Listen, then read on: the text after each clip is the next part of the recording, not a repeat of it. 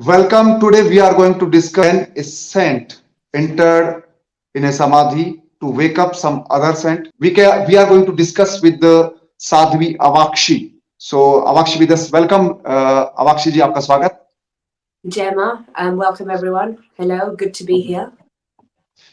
Sadhvi, in very important event taken happen in India when Ma Ashutoshambari entered into samadhi to wake up Saint Ashutosh Maharaj. He is already in samadhi from last 10 years and his body in a freezer. Is it really possible to get back him as a human being, as a live person? The simple answer to that is yes. I will go Yeah. into more. Okay. So, is when we talk about samadhi, it's known as the highest state of yoga. It's known as the highest state of being able to pull yourself completely and immerse yourself in that supreme, super cosmic, super consciousness. And now, if we think about it, you think about it scientifically and even logically, talking about spiritually just yet. The thing is, when we talk about energy, energy can't be created or destroyed, it can only be transformed.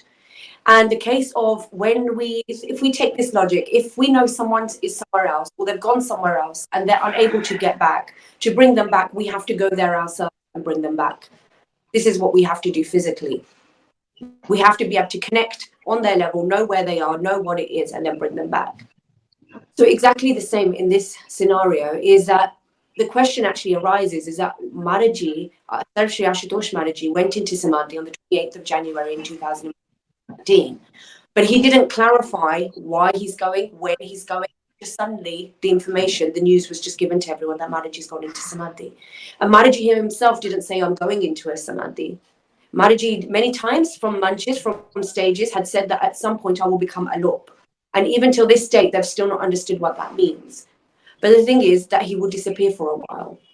But the thing is, the samadhi, they've decided that Ashutosh Maharaj's samadhi is a samadhi based on anubhavs that disciples have had, which is fair. But the thing is, Sarvashri Ma Ashutoshambari, she's gone into samadhi, but she had told each and one of her individual shishis, all of us, of when she's going, and she went exactly on that date. She went on the 28th of January, 2024, exactly to the time. She told us that I'm going for Vishwa Kalyan and I am going to bring Ashutosh Maharaj. Her objective was very clear. And she also gave us very divine anubhavs as well, where we've seen her waking up Ashutosh Maharaj.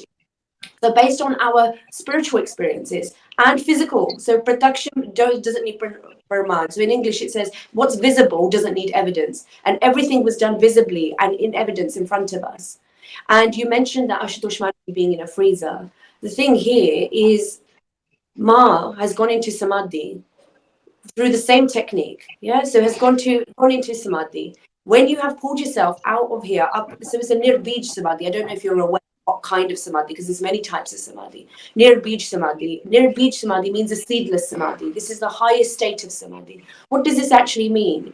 It means to pull all your consciousness, all your energy, everything through up, through your body, through into your Brahmananda, right up, out into the cosmos. But the idea is there that you do not create any karma in that samadhi, and any karmic seeds, all future karma is cut as well. So when Ma said, I'm going into this samadhi for Vishwa Kalyan, how would that Vishwa Kalyan come to place? Well, scientifically and spiritually speaking, what she's done is she's gone into, so if you need to upgrade the kind of thing you do, for example, in sports, if you're playing 5-a-side Yeah. football, yeah, you need a smaller pitch. But if you're playing 11-a-side, you need a bigger pitch. So if you're going for a bigger mission, just like Adi Guru Shankaracharya ji went for almost just over a year, he had told his disciple, I'm going with this objective and this. However, if I am late, you call me back through this vidhi. And that's exactly what Ma has done. She's gone and used that supreme science of samadhi, which is within our Sanatan Dharma, which is the highest form, to go and bring back Maharaji, because she is the Shakti that knows where that Shakti is gone. Because Sri Ashutosh Maharaj is a Puran Guru of his time, Ma Ashutoshambari is a Puran Guru of her time. And that is in our Veds and Shastras. It says clearly, the one that can show you God is a Puran Guru. And they've both done it within their time. So there's no antar between that Shakti. So that Shakti that knows how to come and go at will, knows exactly where to go and how to bring that Shakti back. Awakshi, the state of samadhi is very higher state in spiritual world. So how can somebody process it, and what's the process of it and eligible, who is eligible for it? Can you tell this to our audience?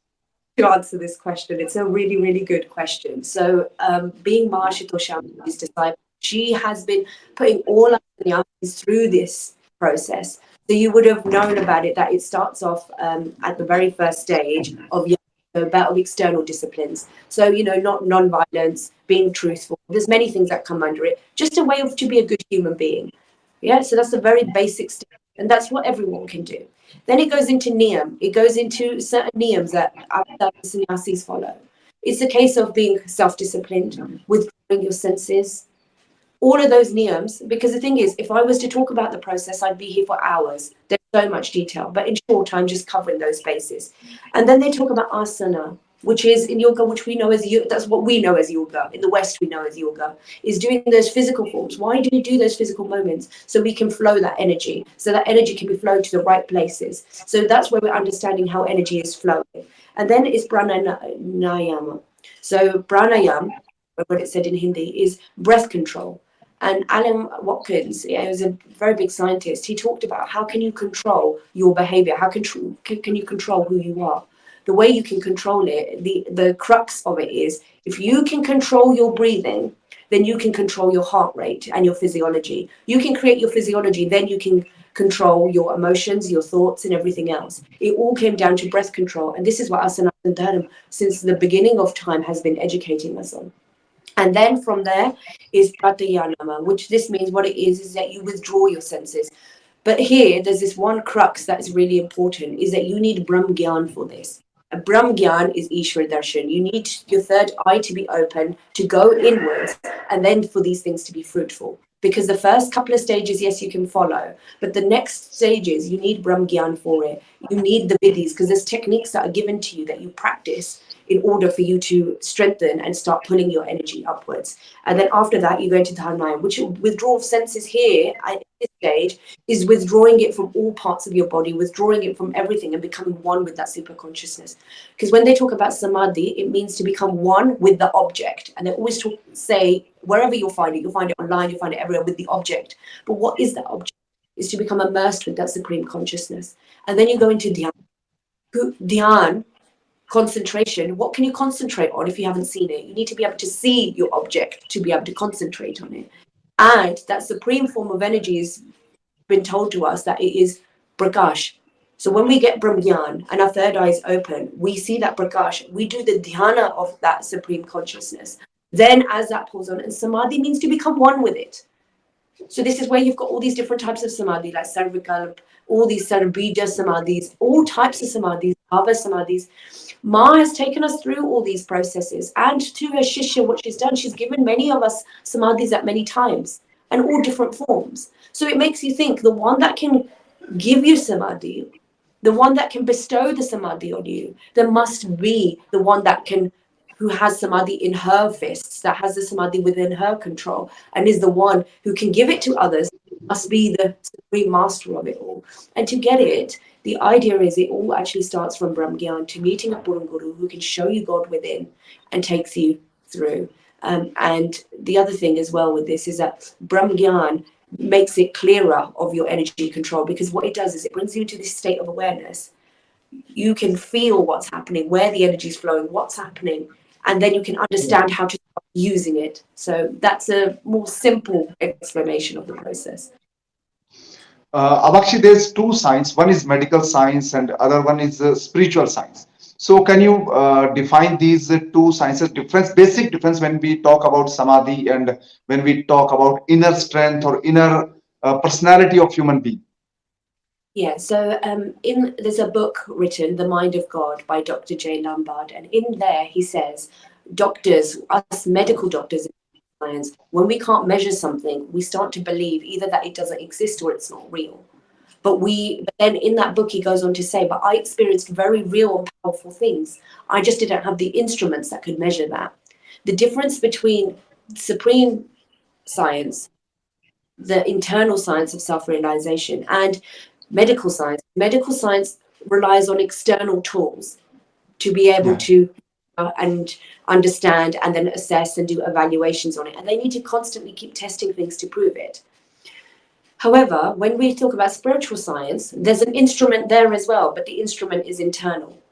Because if we think about how society has evolved and how we talk about science, so under science comes the theory of evolution.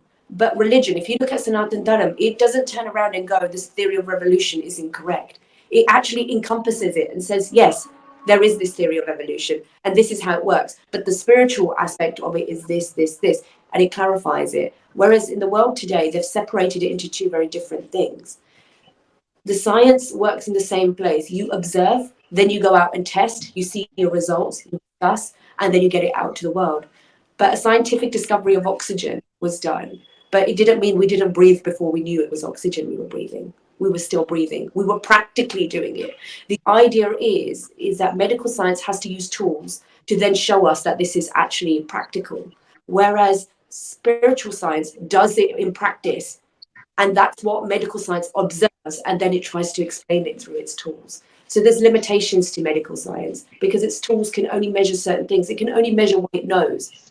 Like an EEG, it can only measure the currents it knows. But once you go past the delta state, there's certain other currents, it can't measure it. It's just like certain sounds, our ears can't hear them, but certain animals like dogs and so on can hear them. Doesn't mean it doesn't exist. It just means they don't have the tools to show it. The tool that we do have as spiritual scientists is when you are made aware of your own intuition, of your own soul, it picks up on things. Why is it that we can pick up someone else's emotions? Science has shown this, psychology has shown this. You can pick up someone's emotions in less than a millisecond. If I look at your face, less than a millisecond, I can tell if you are scared, if you are happy, if you are in danger. I can tell all those things. So what is it that's processing it? Science still doesn't know what's doing it. It just knows this is what it does. So that's the distinction, that medicine is very limited and it has a lot of red tape. Science is infinite and abundant because the source of it is infinite and abundant. Yeah. So you are living right now, you are in India and you are living in England also. So what is the basic difference you feel in Western world and Indian spirituality? Can you tell the basic difference and feel and thought about spirituality, At a East or time, West? at a time, I would have said East and West is very different. But you know what the Yeah. current reality of what I've seen is that in the West, before I came here, before I came into Sannyas, before I had Ma Ashutoshambari's divine audience, what I had started seeing is that everybody in the West wants to become a billionaire. A millionaire wants to be really successful. I think everybody in the world wants that, but in the West. And the one technique they said that will make you successful no matter what is wake up at 4 a.m., meditate, and do mindfulness. And then the world started doing it. A plethora of self-help books started going out into the world of if you wake up at 5 a.m., if you wake up at 4 a.m. and you do these things. And those niyams are the niyams of us sannyasis that we do. We're up at 3. We shower, we make sure we're clean. Then we go into deep meditation. Then we do a study of mindfulness where we sit and then we observe what's happening within us and so on. And they say this is going to make you a billionaire. They didn't say you need to go out and start working 2 jobs and start saving. They said the idea of becoming a billionaire had nothing to do with wealth. It all had to do with your mindset of where your spirit is. So in the West, they started doing these things. But this is all adopted from the East. Because in the East, even a normal person wakes up that early, does kind of puja, part, mantras, chanting, and so on. They already know and practice the idea of increasing their vibration. So spirituality, so what is it? It's the same supreme consciousness that's sitting within all of us, that Atma that's sitting in all of us, that is indicating that this is what I need to do in order to become spiritually sound and spiritually happy. So there is now not much difference. But the thing is, the West is waking up to the science of Bhagavad Gita. It is studying it. Even NASA has all our scriptures there. It studies the Veds. Just so, and Sanskrit, trying to use that as a computer language so they can do things that they need to do in space. Science is starting to adopt Sanatan because Sanatan had already discovered it and already put it in our Ved Shastras. The West is adopting it. But the thing is, the West has only got stuck at one place. They've turned it into a commercial entity and they've turned it into a money-making business where, you know, funnily enough, in ashrams here, you get sattvic bhojan, you get all of these things. People are paying over 1-2 lakhs to go for 10 days so they can potentially actually not eat anything and they can sit in silence. When in fact, there's so much more to that. That's what's missing in the West. They don't actually understand the pure adhyatmic understanding of it is because there's no one that's gone out to them to actually teach them and show them, but they're adopting it and seeing the benefits of doing all we do daily based in our Sanatan Dharma. So yeah, so before I would have said there was a vast difference. In the West, they didn't do anything. They were all far away from spirituality. And the East, we still continued. But it seems like the West are adopting it at a fast pace, but the East are starting to fall into Western patterns and wondering why society and why their mental health and their public health is starting to decipher away. Yeah. Sadhvi Awakshi, Mr. Haridas is with us. So can we talk to him if he's there?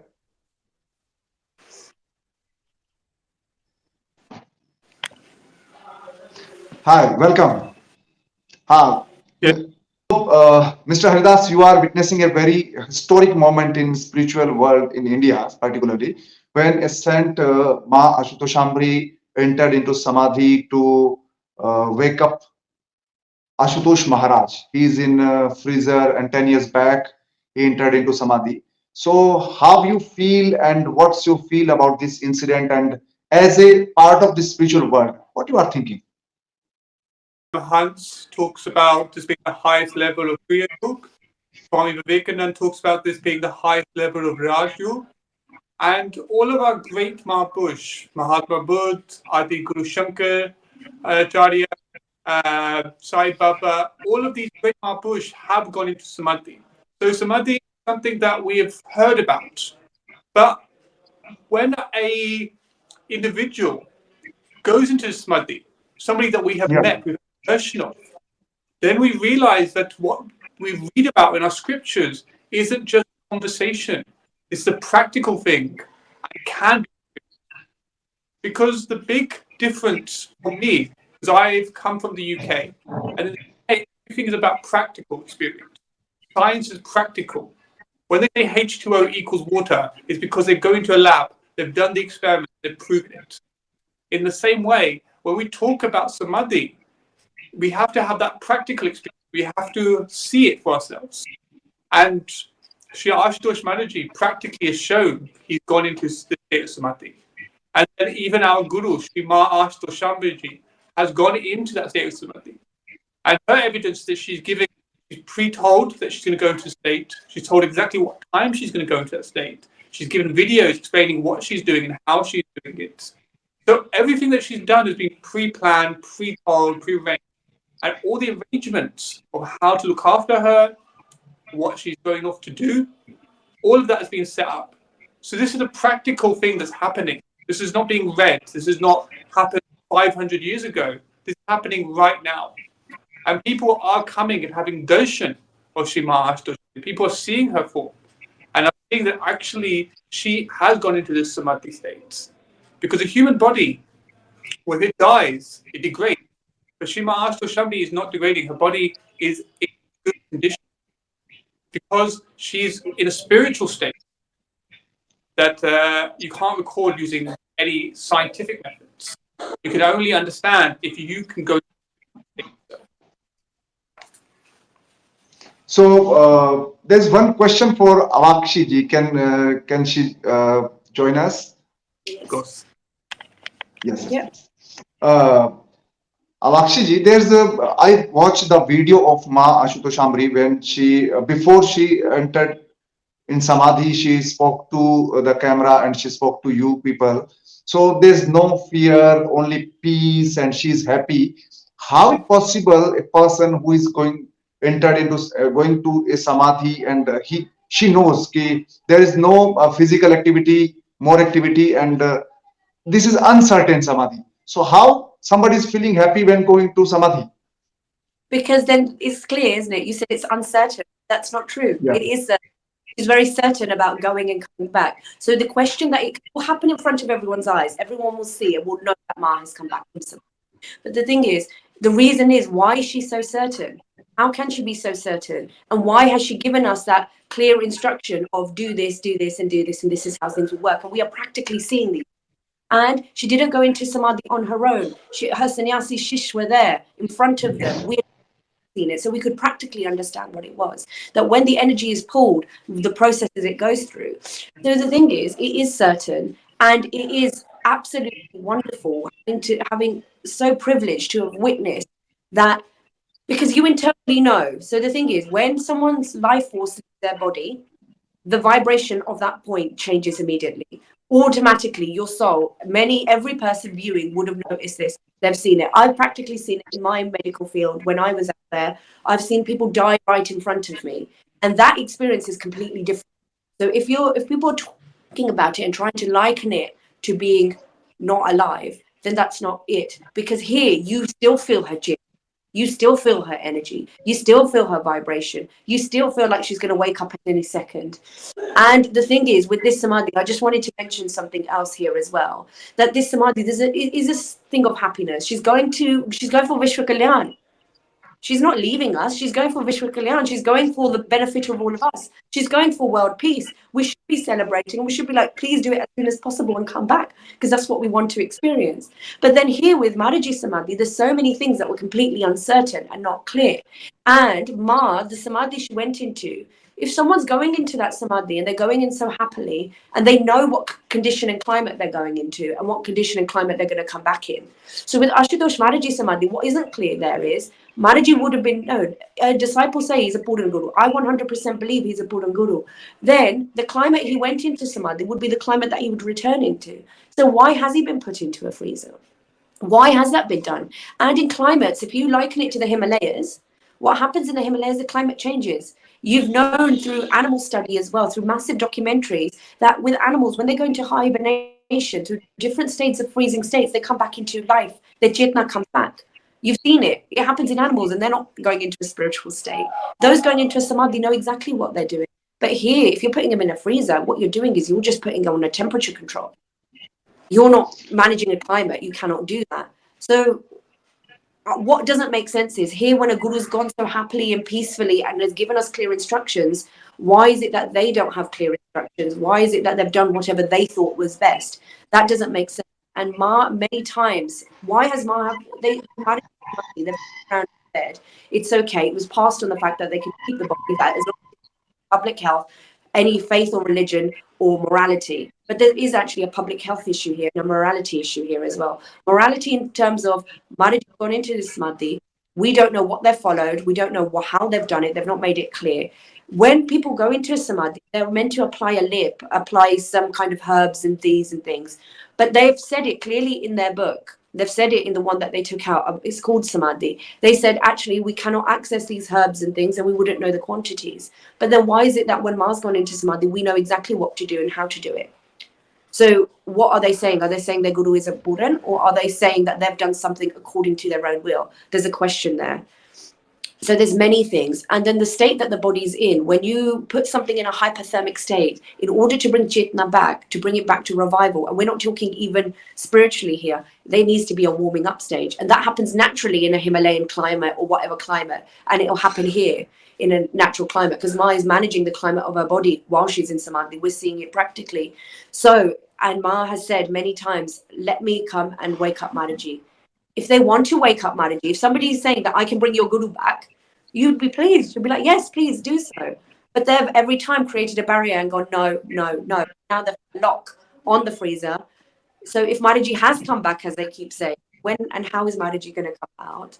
Why can't we have Maharaji's darshan? We're all getting to do Ma's darshan. People with Shraddha and Prem are able to come in and do darshan of Ma's Samadhi. Why is there so much hidden? That's my question. And it really, to me, seems like they're disciples there at the Sansthan. I can't call them disciples. Those at the Sansthan don't want Maharaji to wake up. Through all their actions, you know, the visible doesn't evidence. Visibly, I'm seeing that they don't want Maharaji to wake up because of the action they're taking to prevent us from helping and bringing Maharaji back. So it seems like they just don't want it to happen. And my question is, why? What are you hiding? So we can say there's two existence for human being. One is physical and one is spiritual. So you described very well about spirituality and samadhi.